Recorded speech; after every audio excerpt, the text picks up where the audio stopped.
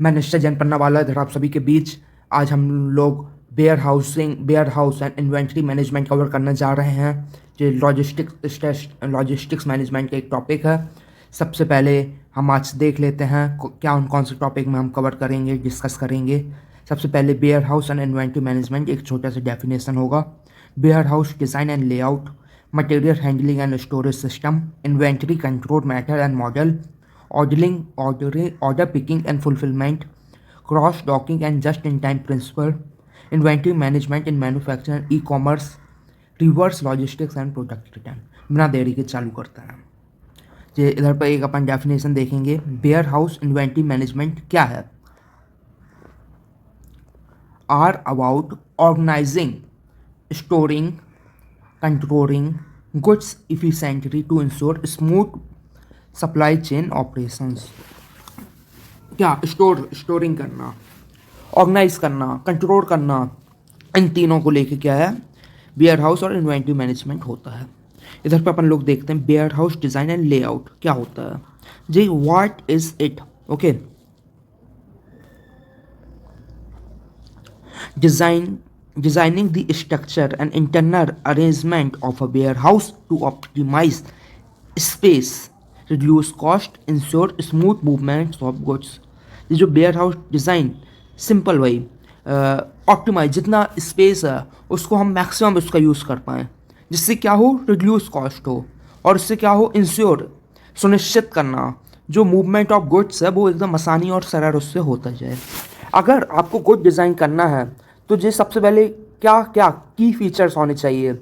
Efficient space utilization uses, जो आपका space है वो आपको ऐसे खाली नहीं छोड़ना, चलो खाली छोड़ देंगे अच्छा लगेगा, ऐसे यूज़ करना है कि पूरा स्पेस मैक्सिमम यूटिलाइज हो। ठीक है, अब आप स्पेस तो आपने वो कर लिया, पर लेकिन ऐसा आपने स्पेस यूज़ किया, आपको माल निकालना, आप निकाल ही नहीं पा रहे हो, तो वो भी किसी भी काम का नहीं है। तो वो भी किसी काम का नहीं है। तो क्या होना चाहिए? Easy accessibility. अगर उनको माल निकलना है तो आराम से एसेस वहाँ तक अपन पहुँच पाएँ। स्मूथ फ्लो ऑफ गुड्स, जब ये सब होगा तो गुड्स आराम से स्मूथ फ्लो होंगे। Clear path and forklift and workers, इन सब की मैं फ़ोटो आपको आगे दिखाऊंगा। सेफ्टी मेजर्स, जो आपका वेयर हाउस डिज़ाइन है उसमें सेफ्टी मेजर्स होने चाहिए, जैसे कि कभी कुछ ख़तरनाक इस टाइप के आइटम हैं उनसे बचेंगे कैसे, ये इंपॉर्टेंट क्यों हैं। जो well design warehouse reduce errors मतलब भूल चूक, गलतियाँ होने के चांसेस कम करता है, समय की बचत करता है, save time and improve overall efficiency, और कॉस्ट कम से कम आती है, समय में काम हो जाता है, ओवरऑल एफिशिएंसी, जिसलिए इम्पॉर्टेंट रखता है। ये मटेरियल हैंडलिंग क्या होता है? Refers to moving goods within a warehouse using tool like forklift, conveyor and cart.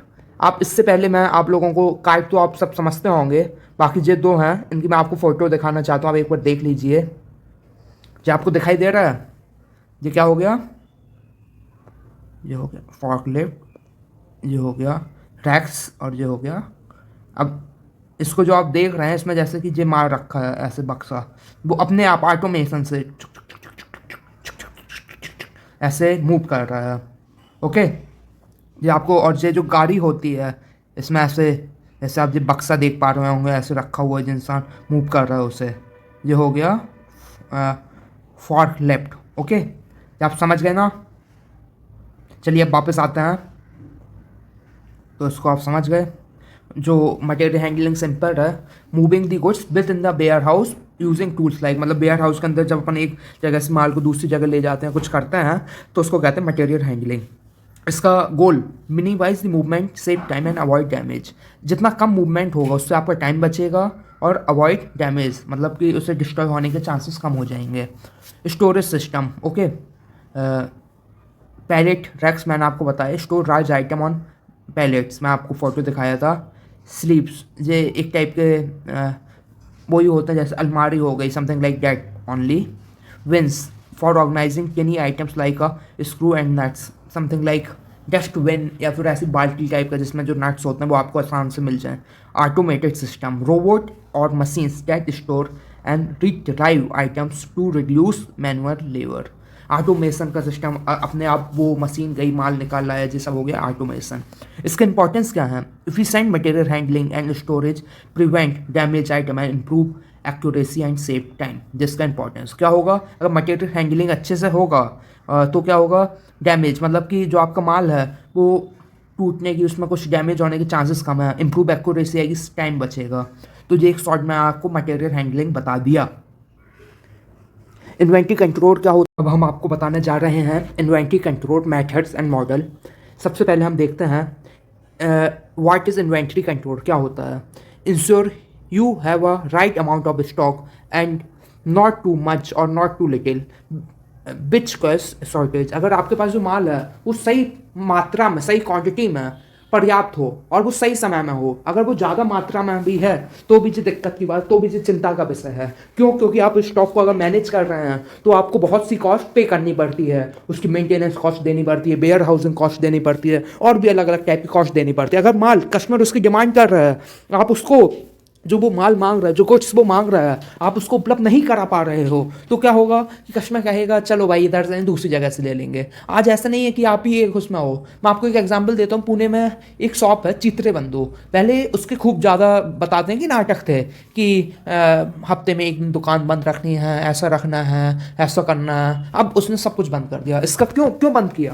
क्योंकि उसे समझ आ गया कि हम अगर दुकान अपनी एक दिन बंद रखते हैं, जो हमारे नए कस्टमर आए हैं जो लेने आते हैं वो दूसरी दुकान चले जाते हैं। अगर दूसरी दुकान चले गए, उनको अगर वहाँ का टेस्ट पसंद आ गया तो वो वहीं के हो जाते हैं। तो उसी टाइप का जब आप कस्टमर आए, ऐसा नहीं कि माल नहीं है, वो नहीं है, क्योंकि आज इतने ज़्यादा मार्केट में ऑप्शंस। अब पुराने टाइम नहीं रहा कि गिनती की दुकानें हैं, इधर नहीं लोगे तो कहीं और मिलेगा नहीं। अब हर जगह ऑप्शन है। तो अपन को इन्वेंट्री कंट्रोल में क्या करना है? जो राइट क्वांटिटी में स्टॉक है वो अपन करें, और राइट टाइम में और राइट प्लेस में होना चाहिए। Not too much, not too little, ना खूब ज़्यादा ना बहुत कम, जितने की ज़रूरत है उतना हो। जो इन्वेंट्री कंट्रोल मैंने आपको बता दिया। इन्वेंट्री कंट्रोल करने के अलग अलग तरीके हैं। इधर पर कुछ मेंशन किए गए हैं और कुछ नहीं है। इधर पर देखिए एबीसी एनालिसिस। एबीसी एनालिसिस ऐसा होता है, उसमें गुड्स को जितना माल होता है उसको 3 कैटेगरी में बांटा जाता है। जैसे कि आप इसका एग्जांपल आप ले लीजिए, सोने चांदी की आप दुकान ले लीजिए या डायमंड्स ले लीजिए। तो जो आइटम्स ए हैं वो कितने परसेंट आपके उसमें कंट्रीब्यूट कर रहे हैं, मैं इधर पर लिख के आपको बता देता हूँ। इसको आप देखिए, ये जो 20 लिखा हुआ, 10 और 70 लिखा हुआ, उसने 3 कैटेगरी में अपन ने अपने जो गुड्स है उसको बांट दिया। तो ऐसे मान लिए कि जो आइटम ए है उनकी हाई वैल्यू है, मतलब वो सिर्फ 20% है आपके टोटल माल के, पर लेकिन उनकी वैल्यू के लिए कितनी हो जाती? 70%। Okay, high value low quantity, कम है। और जैसे कि और कुछ आइटम ऐसे हैं वो सिर्फ 10 हैं, उनकी वैल्यू भी उतनी है और उतना सेल भी है, तो ये हो गया। और कई आइटम ऐसे होते हैं वो 70% मतलब क्वांटिटी में होते हैं पर लेकिन 20% कॉन्ट्रीब्यूट करते हैं। इसको आप ऐसे लीजिए जैसे कि कोई किराने की दुकान है, जैसे जो 1-1 रुपए की चॉकलेट है वो जब जाके 70-100 बिकते हैं तो सिर्फ दुकान 12-20 रुपये कमा पाता है। और जैसे जो आइटम भी हैं उसमें आप मंच ले लो, जब 10 मंच बिकती हैं तब आदमी 10 रुपये कमा पाता है। पर लेकिन जो कुछ आइटम ऐसे हैं जैसे फुरफुरी कुर्गी, इसके बिस्किट्स हैं, एक जो प्रीमियम ब्रांड है, जैसे 20 आइटम बिकते हैं और 70 कमा लेता है। तो ऐसे गुड्स को उसके वैल्यू और प्राइस के हिसाब से अपन ने कॉन्ट्रीब्यूट कर लिया। जो इन्वेंट्री कंट्रोल का एक तरीका होता है। और भी कई तरीके होते हैं, जैसे वेद एनालिसिस होता है, सीजन ऑफ सीजनल मेथड होता है, इसमें सीजन्स देख के आपकी इन्वेंट्री मैनेज की जाती है। XYZ एनालिसिस होता है, और भी बहुत कुछ होता है, पर लेकिन अभी मैं आपको इतना ही बताता हूँ। अब ओके, जब आपको समझ आया ABC एनालिसिस, शॉर्ट में मैंने आपको बता दिया। अब आपको कितना समझ आया वो तो भगवान जानता है, लेकिन मैंने बताने की कोशिश की। ओके, तो इधर पर अब अगला कौन सा? Economic order quantity. इसमें क्या होता है कि हम एक ऐसा लॉट तय कर लेते हैं जिससे जो हमारा ट्रांसपोर्ट कॉस्ट है, होल्डिंग कॉस्ट है, वो कम से कम आए।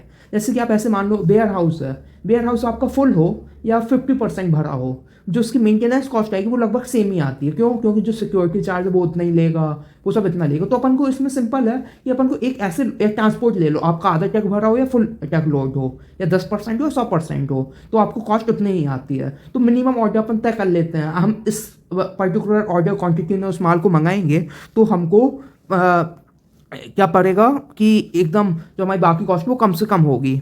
Okay, calculate to optimal order quantity, minimise cost buying and storing. जब आपको समझ आए इकोनॉमिक ऑर्डर क्वांटिटी। अब अगला एनालिसिस होता है just in time. Just in time, जब माल की जरूरत हम तभी मंगाएं। आज की डेट में मैं कहता हूँ मुझे एकदम पूरा तरीके से पॉसिबल नहीं है, पर लेकिन इसके जो इम्प्लीकेशंस हैं, जैसे कि टोयोटा जो कार की ऑटोमोबाइल सेक्टर में बहुत जानी मानी कंपनीज है, उसने जस्ट इन टाइम के प्रिंसिपल को यूज़ करके पूरे देश दुनिया में अपनी जो व्यापी मतलब प्रसिद्धि पाई है, नाम कमाया है, जो कॉस्ट किया है और वैल्यू एड किया है, वो उसका सबसे बेस्ट एग्जाम्पल है। अब मैं इधर पर आपको FIFO first in first out इसका बताना चाहता हूँ। आप इसको ऐसे समझिए, जैसे कि कोई सब्जी वाला है, वेजिटेबल वाला, अगर उसमें क्या है, जैसे गुड्स है पर इस बार इसमें क्या हुआ, जैसे जो पुरानी सब्जियां थी, अगर वो सब्जियों को निकालेगा नहीं, वो सब्जियां खराब हो जाएंगी। तो क्या पहले आया तो वो उनको फर्स्ट आउट करेंगे, अगर नहीं करेंगे, अगर नया माल आ गया तो अभी तो वो ताज़ा है, पर लेकिन कुछ समय बाद वो भी खराब हो जाएगा। First in first out. इधर पर आपको किसका एग्जाम्पल याद रखना है, सब्जी का। आप इसको वेजिटेबल तो इसमें आप ले सकते हैं। अब होता है लास्ट इन फर्स्ट आउट। अब इसका तुम आप ऐसे एग्जाम्पल लो कि अब अपन लिपो को समझने जा रहे हैं। इसको मैंने जैसे ही एग्जाम्पल देखा, उसमें आप ऐसे मान लीजिए जैसे कोई स्टोरेज सिस्टम है, तो आप मान लीजिए एक माल जे रखा है, एक जे रखा है, एक जे रखा है, 3 रखा हुआ है। अब आप देखिए जो पहला माल अपन नहीं निकाल सकते हैं, ये जो लास्ट बार है, जो सबसे बाद में आया, पर लेकिन जब अपन को स्टॉक को निकालना तो क्या ऐसे जे last in first out. Okay, जैसे ए इसका नाम रख दो, बी इसका नाम रख दो, सी। तो जो आपको समझ आया, इसका मैं अपना एक एग्जांपल आपको देता हूँ, लीफो। जैसे कि राइस होता है, राइस कहते हैं कि वो जितना पुराना हो जाए उतना अच्छा है। तो लास्ट इन फर्स्ट आउट, जो लास्ट में आया है तो उसको जितने नहीं, राइस एग्जाम्पल गलत है, कोई दूसरा एग्जाम्पल आप समझ सकते हैं। हाँ, जैसे कि आप इसका एग्जाम्पल कपड़ा ले सकते हैं, फैशन इंडस्ट्री जो टेक्सटाइल, उसमें फैशन खूब ज़्यादा बदलते रहते हैं, ट्रेंड्स बदलते रहते हैं। जो लास्ट में मतलब जो लेटेस्ट में ट्रेंड चल रहा है, तो क्या है, कंपनी उससे क्या करेगी, पहले आउट करने की कोशिश करेगी। जो माल स्टॉक हो चुका है उसको जब बफर सेल इन सब से लगा के कर देगी। तो एक उसका एग्जाम्पल हो सकता है। ओके, चलिए आगे चलते हैं। अब हमारा जो अगला टॉपिक हम डिस्कस करने जा रहे हैं, order picking and fulfilment. Order picking क्या होता है, एक बार अपन देख लेते हैं। Process of selecting item from inventory to fulfil the customer order. जो आपकी इन्वेंटरी है, जहाँ पे वेयर हाउस है, जहाँ पे खूब सारा माल रखा हुआ है, जो कस्टमर ने जो पर्टिकुलर गुड्स और मांगा है, उसको पिक करना, उसको उठाना और डिलीवर के लिए अगली जगह भेज देना, तो वो होता है ऑर्डर पिकिंग। समझा आप, एकदम सिंपल। इधर पे मैंने शॉर्ट में आपको बताने की कोशिश कर रहा हूँ। इसके मेथड्स 3 टाइप के लिखे गए हैं, और भी टाइप के होते हैं, लेकिन आप ऐसा नहीं कि 3 ही होते हैं। सबसे पहले जोन पिकिंग। इसमें worker pick item from a specific location, combine them later. Workers क्या करते हैं, अलग अलग जगह से ऑर्डर पिक कर लिया और उसको बाद में एक साथ कर लेते हैं। जैसे कि आप जैसे सुपर मार्ट गए होंगे, तो उसमें होता है कि जो FNGC प्रोडक्ट्स होते हैं उनका एक साथ होता है, या फिर नमकीन का एक साथ होगा। नमकीन को आप मान लीजिए जोन हो गए, जो बिस्किट हो गए उनका एक अलग होगा, जो हाइजीन प्रोडक्ट्स होते हैं उनका अलग होता है। उसको आपने अलग अलग उससे उठाया, ऑर्डर अलग अलग उसका आया, पर लेकिन आपको भेजना उसे एक साथ था, तो अपन ने उसे कंबाइन दैम लेटर कर दिया, जो होगा जोन पिकिंग। समझा आप लोगों को। अब अपन लोग अगले उसमें बताने जा रहे हैं batch packing. Picking multiple order at the same time to save trip time. तो उसमें क्या है, बैच पिकिंग। जैसे कि आप कहीं जा रहे हो, तो आपने खूब सारे जो ऑर्डर्स थे उनको एक साथ ले लिए। जैसे आप उसमें जोमेटो नहीं, जो अमेजोन कंपनी के एग्जाम्पल ले लो। जैसे कि आप कहीं रहते हैं XY शहर में, तो उसने क्या किया कि खूब सारे जब ऑर्डर एक सिटी के हो गए, जैसे कि उस सिटी का नाम अपन कोई मान लेते हैं टायर 3 टायर 4 सिटी के, जब एक साथ उनके खूब सारे ऑर्डर हो गए 20 25 या 50, जिससे उनकी एक स्मॉल वैन फुल हो जाए, तो उन्होंने क्या है, बैच पिकिंग कर दिया। अब सबके ऑर्डर पन्ने के हैं, मतलब पन्ने एक सिटी MP में है, वहाँ जा रहा है ऑर्डर, तो जो हो गया बैच पिकिंग। बेब पिकिंग क्या होता है, picking order based on schedule based on shipping time. इसमें क्या होता है, जैसे जो इंटरनेशनल बिजनेस एयरपोर्ट्स होते हैं, बंदरगाह जिसे कहते हैं हिंदी में, उसमें जो शिप्स होती हैं उनका एक टाइम फिक्स होता है कि आपको इतने समय में अपना ऑर्डर पिक सब कर लेना, उसके बाद आपको जाना पड़ेगा। तो जब शिप आएगा तभी हम उस माल को वहाँ भेजेंगे, जो हो गया wave picking. Okay, fulfilment packaging and shipping the item after they pick. Item आपने उठा लिया वेयर हाउस से, अब जब आप उसको पैकिंग और शिपिंग कर रहे हैं, तो जो होता है fulfilment. Ensure item are deliver to customer on time and good condition. जो कस्टमर को जब तक आइटम टाइम और अच्छी कंडीशन में नहीं मिलेगा, तब तक सब कुछ करना बेकार है वो, क्योंकि कोई वैल्यू ऐड नहीं करता। जो मैंने ऑर्डर पिकिंग और फुलफिलमेंट आपको बता दिया, आपको कितना समझ आया बताइएगा आप कमेंट करके। चलिए आगे चलते हैं। ये जो cross docking and just in time principles ये काफ़ी शानदार और मज़ेदार चीज़ है, इसको मैं आपको बताने जा रहा हूँ। आप देखिए इधर डेफिनेशन लिखी, goods are unloaded from incoming trucks immediate loaded to outbound trucks without being store in the warehouse. जैसे वेयर हाउस है, उसमें क्या हुआ कि अपन ने वेयर हाउस में स्टोर नहीं किया गुड्स, इधर से जैसे ऑर्डर आया अपन ने सीधे जो आपके रिटेल चैन थे, जो आपके डिस्ट्रीब्यूटर्स थे, उनको सीधे भेज दिया। जो क्या हो गया, क्रॉस डॉकिंग। समझा आप लोग? इससे क्या होता है, जैसे कि जो वेयर हाउस है इन सब के कॉस्ट होते हैं, इन्वेंट्री कॉस्ट होता है, वो सब नहीं लगता है। सीधे अपन ने माल आया, उसको सीधे अपन ने डिस्ट्रीब्यूटर के पास भेज दिया, जो हो गया क्रॉस डॉकिंग। आप इधर पर लिखा हुआ है, आप एकदम समझिए इस बात को। इसका एग्जाम्पल देखिए, a supermarket receive goods from supplier and directly ship them into the store। जो सुपरमार्केट है उसने सप्लायर से गुड्स पाया और उसने क्या किया कि जो स्टोर्स उसके बने हुए थे, रिटेल स्टोर्स, सीधे उनको भेज दिया। आप उसने ना वेयर हाउस में रखा, कहीं रखा, सीधे जो कस्टमर का वो था जहाँ से कस्टमर बाई कर सकते, सीधे उसको दे दिए। इसके बेनिफिट्स क्या क्या होते हैं? Shipping storage cost, save storage cost, जो स्टोरेज कॉस्ट होता है उसको उससे बचता है। स्पीड अप, एकदम टाइम से डिलीवरी हो पाती है। ओके, अब अपन लोग अगला जस्ट इन टाइम पे को बता चुके हैं, बताने जा रहे हैं। देखिए जो जस्ट इन टाइम है इसमें क्या है, आ स्ट्रेटजी वेयर गुड्स, एक minute, strategy where goods are delivered just in time to be used for sold and avoiding excess stock. जैसी डिमांड आई वैसे उतनी हम प्रोडक्शन करेंगे। जो पुल अप्रोच में काम करता है, ना कि पुश अप्रोच में। पुल जैसी डिमांड आएगी हम उस हिसाब से प्रोडक्शन करेंगे, जो होगा जस्ट इन टाइम का। इसके बहुत से फायदे मिलते हैं। इधर पर लिखा हुआ है रिड्यूस स्टोरेज एंड वेस्ट, जो स्टोरेज कॉस्ट होती है उससे बचता है। इन्वेंट्री एक टाइप का बेस्ट है जब अपन लोग स्टाइल करते हैं, क्योंकि इन्वेंट्री जो आपका एंड कंज्यूमर है, जो किंग है, उसकी लाइफ में कुछ वैल्यू ऐड नहीं करता, उसको कुछ मतलब नहीं है हमारे पास इतने कि आपके पास इन्वेंट्री पड़ी है। कस्टमर कहता है हमें क्या वैल्यू मिल रही है। इंश्योर फ्रेश इन्वेंट्री, इधर पर एकदम ताजी। आप इसको मैं जस्ट इन उसका एक एग्जाम्पल आपको बताता हूँ। आप समोसा एक स्नैक्स है, इंडियन स्नैक्स आमतौर में भारत में मिलते हैं, इसके अंदर आलू भरा होता है। तो आप इसमें देखेंगे कि जो दुकान के समोसे कंटिन्यूस बिकते हैं, सेल होते हैं, वहाँ पे आप देखेंगे हमेशा गर्मा गर्म समोसे मिल जाएंगे। और जिनके सेल नहीं होते हैं वो एक बार बना के रख लेते हैं, तो पूरे दिन वही समोसे बेच रहे हैं। तो ये हो गया जस्ट इन टाइम। क्या है, अगर डिमांड आई बिकते जा रहे हैं, उस हिसाब से काम कर रहे हैं, तो क्या है, गर्मा गर्म ताजे समोसे, फ्रेश समोसे मिल रहे हैं। चैलेंज क्या है, require precious timing and reliable supplier. अगर आपके मतलब जो सप्लायर वो ट्रस्ट बढ़ते नहीं है, आपने उनको ऑर्डर अभी मंगाया, आपको ज़रूरत है, लेकिन वो उस टाइम पर दे ही नहीं पा रहे हैं, तो आपको जो एंड कस्टमर होगा उसे कहीं ना कहीं दिक्कत आएगी, वो आपसे कट जाएगा।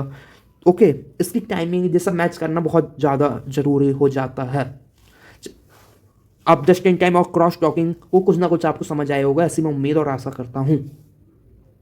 आप देखिए अब हम बताने जा रहे हैं inventory management in manufacturing and e commerce. सबसे पहले हम देखते हैं मैन्युफैक्चरिंग को। Inventory is manage to ensure raw material available without overstocking. जो इन्वेंट्री है, जो मैनेज एक उससे कि जो रॉ मटेरियल जब अपन को ओवर स्टॉक ना करना पड़े, जितना आपका प्रोडक्शन जो आपकी रिक्वायरमेंट है वो आपके एंड कंज्यूमर को मिलता रहे। समझा आप लोगों को, without overstocking. Okay, focus जो इन्वेंट्री मैनेजमेंट मैन्युफैक्चरिंग किस में किया जाता है, balancing in production schedule with the inventory level. जैसे आपका जो प्रोडक्शन है, आपको मालूम है कि हमें इस महीने 100 बनाने हैं, तो उसी महीने आपको जो 100 का जो रॉ मटेरियल वो आपको मिल जाएगा। इसमें फोकस किया जाता है। ऐसा नहीं कि आपको 100 बनाने हैं, आपको रॉ मटेरियल आपको 200 का आ गया है। समझा?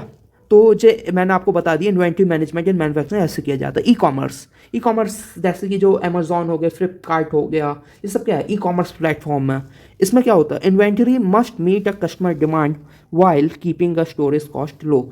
जो कस्टमर की डिमांड हम फुलफिल कर दें और हमारी जो स्टोरेज कॉस्ट है वो कम से कम हमें देनी पड़ रहा है। क्योंकि आप देखेंगे सबको वेयर हाउस जो होते हैं इनके, उसकी खूब हाई उनको रेंट और उसको पे करना पड़ता है। एक तो क्या है जो मेट्रोपॉलिटन सिटीज़ होते हैं उनके पास वेयर हाउस होते हैं, तो ये खूब मोटी रकम इन कंपनीज को रेंट के रूप में देनी पड़ती है। इसमें चैलेंज मतलब क्या क्या आता है, क्या क्या दिक्कतें आ रही हैं। Handling large numbers of small order and managing returns. E commerce में आप देखते हैं कितना बार जो ऑर्डर होता है कस्टमर को पसंद नहीं आया वो रिटर्न कर देता है, तो पूरा सिस्टम उनका ख़राब हो जाता है। फिर से वो माल अंदर आएगा, कोई लेने जाएगा।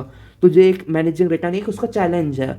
और जो स्मॉल ऑर्डर्स आते हैं, बल्क में ऑर्डर्स नहीं आते हैं। बल्क में आज भी आप देखेंगे जो ट्रेडिशनल शॉप्स हैं वो आज भी उसमें काफ़ी अच्छा परफॉर्म कर रहे हैं। इसका एग्जाम्पल देखिए, Amazon used advanced software to monitor inventory level and predict demand। तो जो अमेज़ॉन है वो एकदम सॉफ्टवेयर यूज़ कर रहा है और जिससे वो अपनी इन्वेंट्री लेवल को मैनेज कर पा रहा है, मॉनिटर कर पा रहा है और प्रोडक्ट डिमांड, क्या कस्टमर की डिमांड, उसका आकलन करके उस टाइप से अपना माल और इन्वेंट्री मैनेज कर रहा है। उम्मीद करता हूँ आपको समझ आया होगा। इसी के साथ हम आज के लास्ट टॉपिक में पहुँच रहे हैं। हाँ माय, लास्ट है। तो इसको देखिए, reverse logistics and product return. Reverse logistics को अपन एक बार डेफिनेशन से देखते हैं, मैं आपको बताता हूँ। A process of managing product that are return by customer or need to be recycle or dispose.